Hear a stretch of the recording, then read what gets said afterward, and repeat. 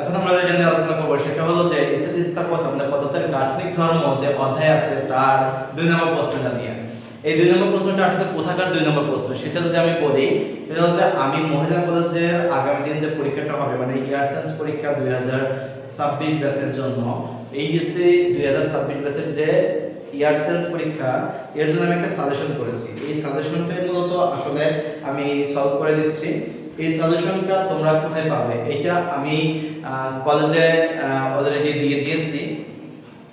আর এটা তোমরা পিডিএফ কপিটাও তোমরা কি এই ভিডিওর যে কমেন্ট বক্স আছে সেখানে তোমরা পিডিএফ কপিটা পেয়ে যাবে, অথবা তুমি আমার ফেসবুক গ্রুপে গেলেও শহীদ ফিজিক্স থেকে সার্চ দিবা, সেখানেও চলে যাবে, সেখানেও তোমরা পেয়ে যাবা, অথবা আমার যে মেসেঞ্জার গ্রুপ আছে সেখানেও তোমরা পেতে পারো। অথবা তুমি যদি মনে করো যে না এটা আমার সাথে সরাসরি দিতে চাও, তাহলে তুমি কি করতে পারো, প্রশ্নটা সরাসরি আমাকে হোয়াটসঅ্যাপ করে দিতে পারো। আমার যে হোয়াটসঅ্যাপ নাম্বার আছে 01756775824 এই নাম্বারে।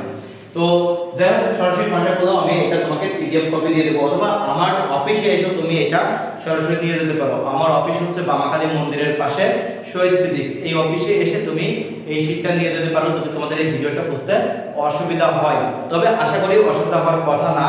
আমি প্রশ্নগুলো সিরিয়াল ওয়াইজ করে দিচ্ছি, তোমরা প্রিভিয়াস ভিডিওগুলো একটু দেখবে, তাহলে তোমরা সিকোয়েন্সটা খুঁজে পাবে। দেখো 2 নম্বর প্রশ্নটা নিয়ে আমরা যখন আলোচনা করছি, 2 নম্বর প্রশ্নে বলছে যে x তারটির পয়সনের অনুপাত ব্যাখ্যা করো। পয়সনের অনুপাত মানে কি? সিগমা। এটা গ নাম্বার। পয়সনের অনুপাত সিগমা মানে আমরা জানি পার্শ্ব বিকৃতি ডিভাইড বাই দৈর্ঘ্য বিকৃতি। তো পার্শ্ব বিকৃতি মানে হচ্ছে, ধরো এখানে আমি পার্শ্ব বিকৃতির কথা যদি বলি, তার মানে কি ব্যাসের পরিবর্তন ডিভাইড বাই আদি ব্যাস। তার মানে এখানে বলা যায় del d divide by d, আর দৈর্ঘ্য বিকৃতি মানে হচ্ছে del l divide by l, এটা আমরা নিতে পারি।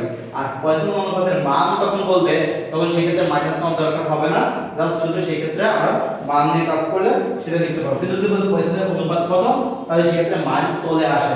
এখন এখানে একটা মাইনাস ইউজ আমরা করব। এখন আসো পয়সনের অনুপাতটা যখন লিখবো তখন ফর্মুলা এটা লিখবো, কিন্তু যখন আমি ক্যালকুলেশন করব কিভাবে, দেখো এখানে একটা কথা আছে, সেটা হচ্ছে ব্যাস হ্রাস দৈর্ঘ্য বৃদ্ধি, ব্যাস হ্রাস দৈর্ঘ্য বৃদ্ধি। তাহলে ব্যাস হ্রাস হলে কি হবে, এখানে মাইনাস বসবে, ওই মাইনাস আর এই মাইনাসে প্লাস হয়ে যাবে। তাহলে এখন আমাদের তথ্যগুলো দেওয়া আছে ব্যাস হ্রাস।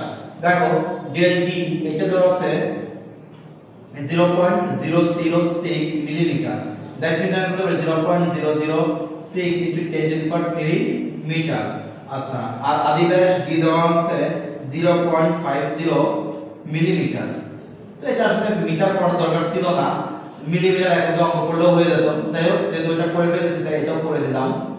আচ্ছা, এল কি বলছে, এল দেওয়া আছে আদি দৈর্ঘ্য বড় এল দেওয়া আছে 1 মিটার, আর ডেল এল যেটা আমরা দৈর্ঘ্য বৃদ্ধি বলছি সেটা দেওয়া আছে, প্রশ্ন দেওয়া আছে 10 মিলিমিটার। তো এটা অবশ্যই আমাদের মিটারে করে দিতে হবে, 10 * 10⁻³ মিটার। এখন মানগুলো এখানে বসাই দেব। যে মানগুলো বসানোর জন্য কি করব, এখানে মাইনাস তো আছেই, তাহলে এখন ডি এর ক্ষেত্রে এখানে কি লিখব, এখানে -0.006 10⁻³ এখানে কিন্তু -3 হবে, কারণ মিলিমিটার থেকে মিটার করেছি। -3 divide by 0.50 10⁻³ divide by del এর মান হচ্ছে 10 * 10⁻³ ডিভাইড বাই 1। তো দেখো -3 আগে কেটে গেল, তাহলে এই মাইনাস আর এই মাইনাসও কেটে গেল। এখন আমরা এটা যদি ক্যালকুলেশন করি তাহলে কত পাবো, একটু দেখো পয়সনের অনুপাতের মানটা প্রথমে কত আছে এটা, তাহলে এটা যদি করি 0.006 ডিভাইড বাই 0.5, এই টোটালটাকে যদি আমি আবার ডিভাইড করে দেই, তাহলে ডিভাইড বাই 10 * 10⁻³ দিয়ে, তাহলে পাবো কত 1.2। তাহলে পয়সনের অনুপাতের মান পাচ্ছি 1.2। যদিও আসলে 1.2 কিন্তু কোনো বাস্তবসম্মত মান নয়, কিন্তু আমাদের এখানে কোশ্চেন অনুযায়ী যেহেতু চলে আসছে কিছু করার নেই। হয়তো এখানে 0.06 এর জায়গায় 0.6 যদি নিয়ে পড়তাম তাহলে হয়তো অন্য কিছু আসতো। একটু করে দেখি ওটা কি আসে। ধরো 0. এটা মানে একটা 0 বাদ দিয়ে দিলাম আর কি, আমি বলছিলাম প্রশ্নে কিন্তু এইভাবেই আছে, এটা জাস্ট আমি করে দেখাচ্ছি। তাহলে এটা আরো বড় হয়ে যাচ্ছে, যদি একটা 0 বাদ দিয়ে আরো বড় হয়ে যায়, তার মানে কি এখানে হয়তো 0.05 মিলিমিটার, এটা যদি 0.05 নেই মানে আমি বোঝাতে চাচ্ছি 1 থেকে ছোট হতে হলে কি করতে হতো সেটা। তোমরা চাইলে এটা দরকার নাই, দেখে এটা 10 to the power minus 3।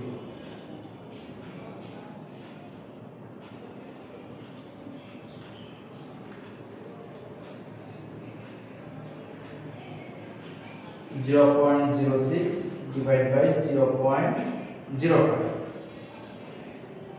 divided by 10 to the power minus।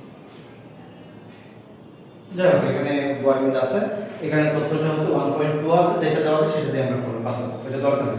এরপর কি বলছে যে y ও z তার দুটির মধ্যে কোনটি বেশি স্থিতিস্থাপক, ওই যে ইয়ং এর গুণাঙ্ক বের করে দিতে হবে।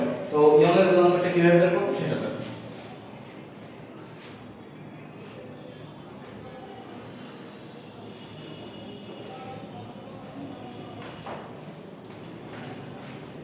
ঘ নম্বর প্রশ্ন বলছে ইয়ং এর গুণাঙ্ক নির্ণয় করব y এবং z তারের জন্য।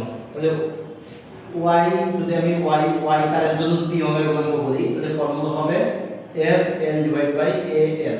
এখন এখানে সবগুলো তথ্য আমাদের দেওয়া আছে কিনা আগে দেখি। হ্যাঁ, সব তথ্য দেওয়া আছে, f এর মান দেওয়া আছে, মানে y তারের জন্য y তারের জন্য y তারের জন্য সবই তথ্য দেওয়া আছে। তাহলে এই ক্ষেত্রে দেখো f কত দেওয়া আছে, y তারের জন্য f দেওয়া আছে 55 নিউটন, l বলছে 1 মিটার, a বলতে আমাদের যেহেতু ব্যাসার্ধ দেওয়া আছে 0.55 মিলিমিটার, তার মানে এখানে আমি পাই r স্কয়ার করতে পারি। পাই r স্কয়ার মানে হচ্ছে 0.55 into 10 to the power minus 3 pi r square.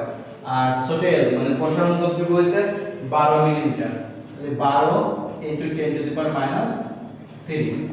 তাহলে এইটা করলে আমি প্রথমে y মান পেয়ে যাব, মানে y এর যে y তারের জন্য যে ইয়ং এর গুণাঙ্ক সেটা পেয়ে যাব। দেখো 55 divide by pi into 0.55 minus 3 তার স্কয়ার ইনটু 12 ইনভার্স মাইনাস 3।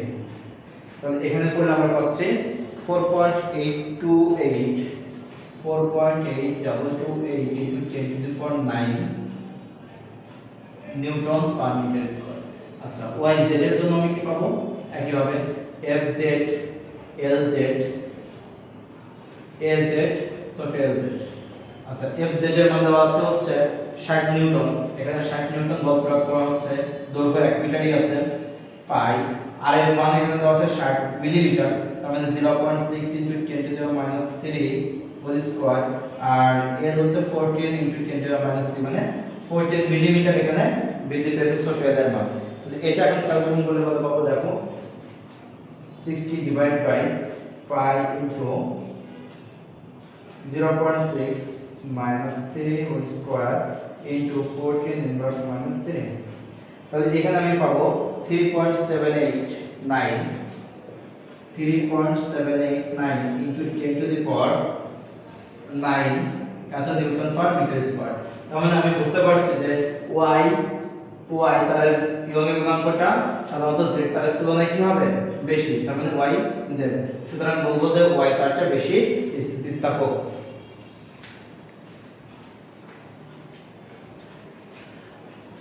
দেখো আমি তোমাদের একটা কথা বলি, সেটা হলো যে আমি শুধুমাত্র মহিলা কলেজের বাচ্চাদের জন্য শনি সোম বুধ সকাল 9টার সময়, শনি সোম বুধ সকাল 9টা, এটা হচ্ছে শুধুমাত্র মহিলা কলেজের বাচ্চাদের জন্য ব্যাচ চালু হবে শনি সোম বুধ সকাল 9টা। মনে রাখবা অন্যান্য ব্যাচও আছে, আইডল কলেজের ব্যাচ আছে, বুলবুল কলেজের ব্যাচ আছে, তবে আমি শুধুমাত্র মহিলা কলেজের বাচ্চাদের জন্য আমি স্পেশালি তাদের জন্য কাজ করব, তাদের জন্য শনি সোম বুধ সকাল 9টা আমি টাইম দিয়েছি। এই টাইমে যদি কারো আগ্রহ প্রকাশ করো বা তোমরা যদি কেউ করতে আগ্রহী হয় অবশ্যই এসে যোগাযোগ করবা। যোগাযোগের নাম্বার হচ্ছে 01756 775824। এটাই আমার হোয়াটসঅ্যাপ নাম্বারে আছে, এটা হোয়াটসঅ্যাপ নাম্বার আছে। যদি কারো কখনো কোনো ডকুমেন্ট দরকার হয় যে স্যার আমি এই ক্লাসগুলো বুঝছি না, আমার ডকুমেন্টগুলো দরকার, যে এই ক্লাসের যে পিডিএফ ফাইলটা আমি স্যার পাই নাই, প্রশ্নের পিডিএফ ফাইলটা পাই না স্যার, আমার প্রশ্নের পিডিএফ ফাইলটা দেন, তাহলে অবশ্যই আমার সাথে যোগাযোগ করো। আমি অবশ্যই তোমাদের রাতের মধ্যে আমি কি করব এই প্রশ্নের পিডিএফ ফাইলগুলো দিয়ে দেবো। ওকে, ঠিক আছে, ভালো থাকো সবাই।